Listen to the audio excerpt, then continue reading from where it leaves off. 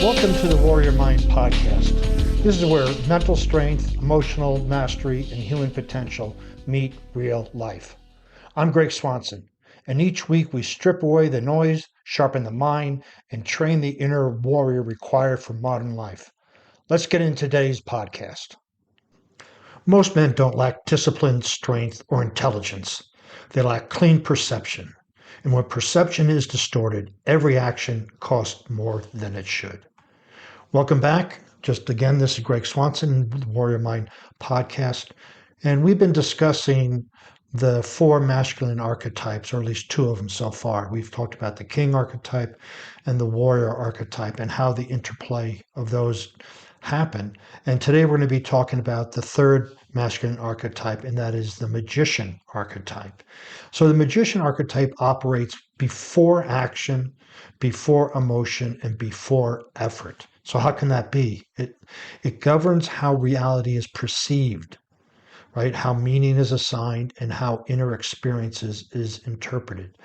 So when it governs how our perception is projected out into reality, and then we only filter those things that agree with our perception. So perception is projected into reality, which causes it to happen. So if we perceive that the world is a dangerous place, we're going to only see those things that are dangerous for us, hence creating our reality that the world is a dangerous place. We also put the wizard assigns meaning to events.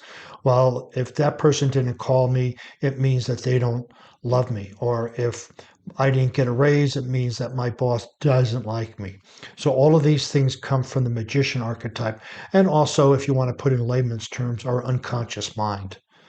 But it is the archetype responsible for our orientation, meaning how we see ourselves in this world.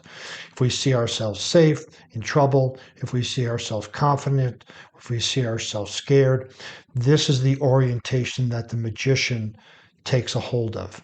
It determines what is noticed, what is ignored, and what is assumed to be true. Notice, assumed to be true. Again, this is such a powerful archetype. You could even, again, in layman's terms, say this is really the major part of your unconscious mind. Our unconscious mind filters things that don't agree with our beliefs. It separates them. It says what to ignore, right? So we don't even know what we're ignoring because it doesn't come into our conscious awareness. But we can be rest assured through NLP and neuroscience that this magician archetype filters things out. And so we don't know what we ignore because we have ignored it by filtering it. So if we make 100% belief true that what we are seeing is true, that comes from the wizard. But we can also say, I'm only seeing 1/100th of what is available to me.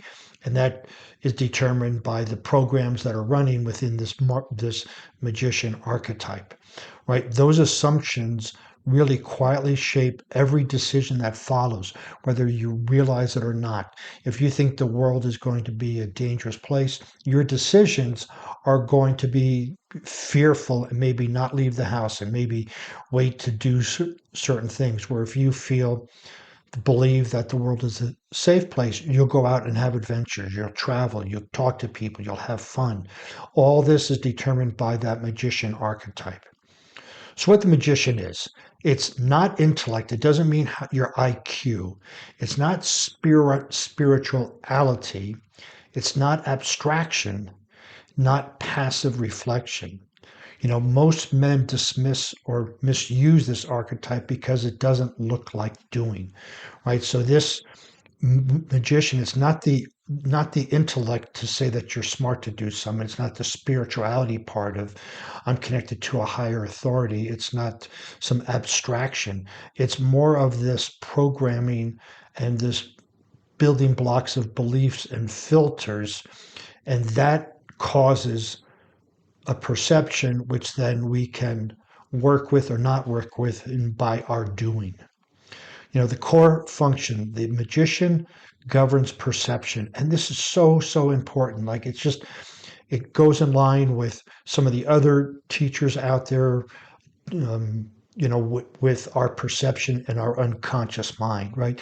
It tells you what to notice, what to pay attention to. And what you pay attention to isn't necessarily true. It's only a portion of what's being allowed into your perception. So your perception is in agreement with your filters, and that would be in agreement with the action that you take. It also tells you what to ignore. And again, you don't know what you ignore because you're ignoring it, so you can't identify it. So it actually is invisible or unknown to you.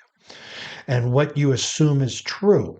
This all comes, I mean, you think about it, all of this stuff is just, it's not true, it's just beliefs, right? It's beliefs on what I've noticed, what I'm going to ignore, what I'm going to assume is true, and how meaning is assigned. All of this comes from the magician.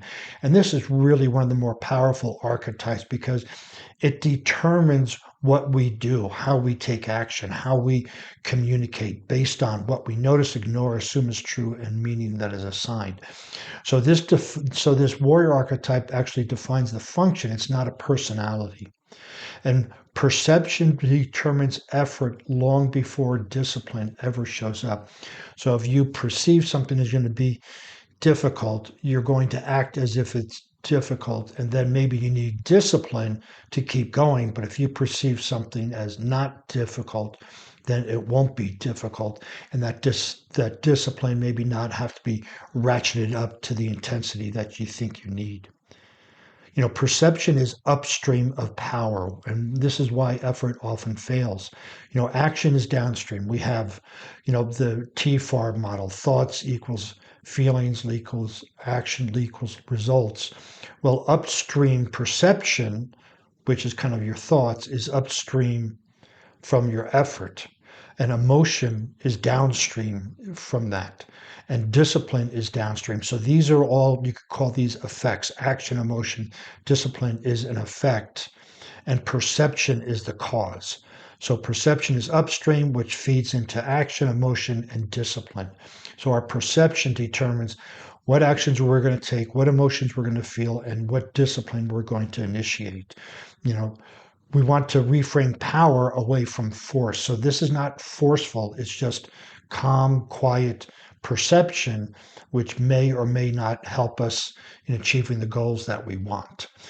Two men, same situation, radically different outcomes because of perception.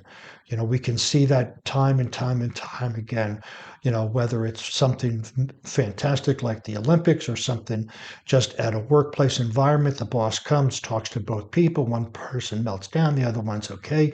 Same talk, two different occurrences, two different outcomes. So why the magician must serve the king? Insight is not sovereign. So the king provides authority. Remember, we went back to the king, provides authority, it provides its vision, it sets up rules, it sets up boundaries. And the magician refines that vision based on perception, right? So if we are perceiving something, we work with the king archetype to say, hey, this is really what we want. And if it's a limiting vision, then we're going to pull back on that king's authority or vision and say, no, we can't have a kingdom of $1 million a year. We can only have a kingdom of 50,000 a year. So the magician refines the vision. It could be refined better, or it could be refined holding us back. Insight without structure drifts. So we have this, if we don't have the structure of the king, the insight's going to go all over the place. And so we need both of these archetypes to work together to create a framework for our vision and create a framework for the action, the warrior, that we're going to take. Awareness must serve standards. So we have standards, and you can call it a code of honor, and I've used that term many, many times, is when we have this code of honor, awareness, meaning what we see then must agree with that code of honor. And we all have our standards. We are living according to our standards. We may not know exactly what they are, but if you look at your reality and your results, that's a reflection of your standards. If you don't like what you're seeing or results, then you need to change your standards, and awareness must serve that.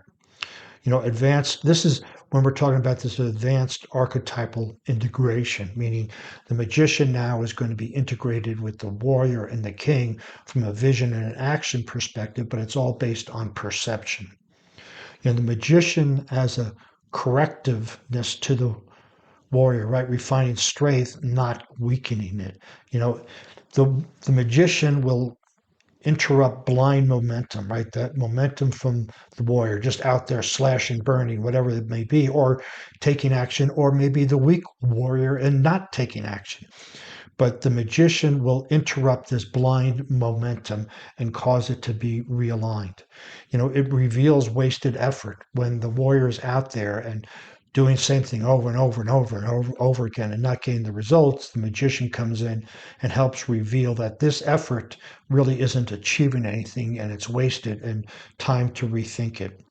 It reduces unnecessary struggle, right? We think that struggle all the time. If we look at struggle, it really comes from awareness of lack because of we're lacking something that is difficult to get, so we're going to struggle. And so the magician reduces unnecessary struggle by helping change the perception. And it preserves precision, right? So the magician wants to have precise action because it's thinking in a precise way. And so it'll inform the king and the warrior to take this precise action, right? So this shows how the magician sharpens execution rather than slowing it, meaning when the magician is working with the warrior, the actions are more refined. They're more on purpose.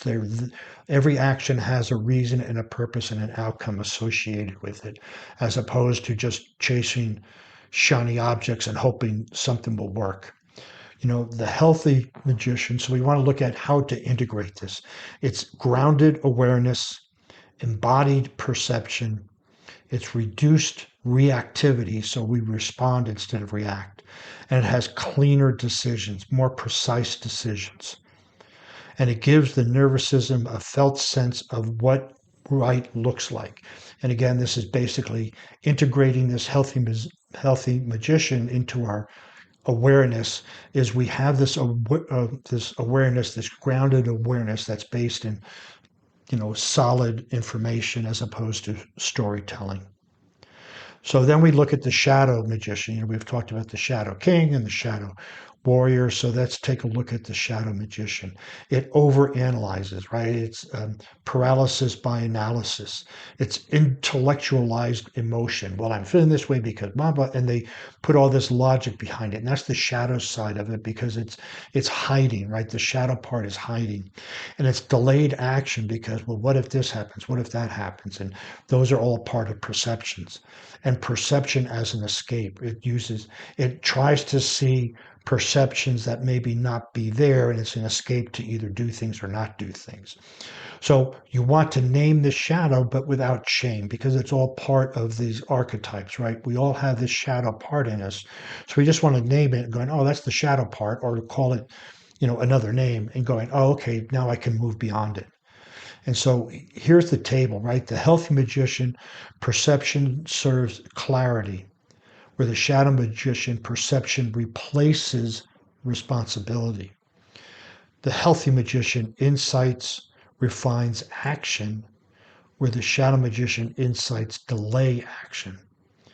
On the healthy magician, awareness is embodied, and on the shadow, awareness is detached. And with the healthy magician, meaning stabilizes, and the shadow, meaning destabilizes. What we want to do is look at pattern recognition, then self-diagnostics, and then insight. So we can see, when we see which attribute belongs to which side, the shadow or the healthy, we can recognize a pattern, we can do some self-diagnostics on why is this happening, and then we have insight to change it. So perception as the true source of power. Power is not the force, but perception. Accurate perception reduces effort.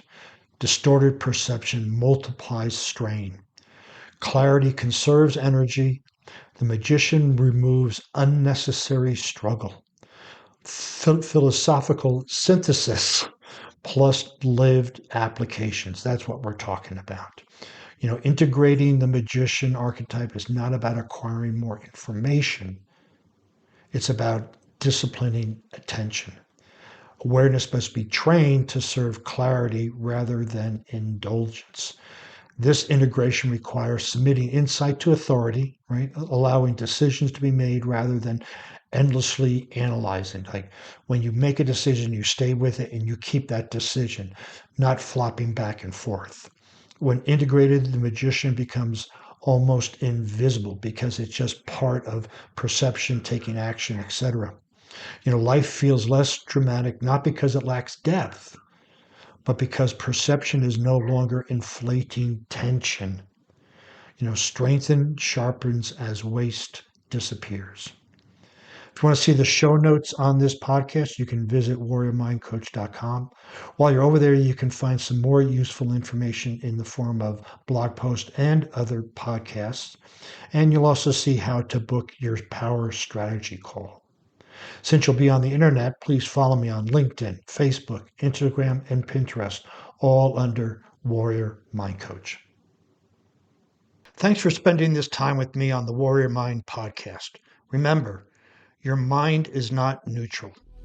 If you don't train it intentionally, it'll be shaped by the world around you. Until next time, stay strong, stay aware.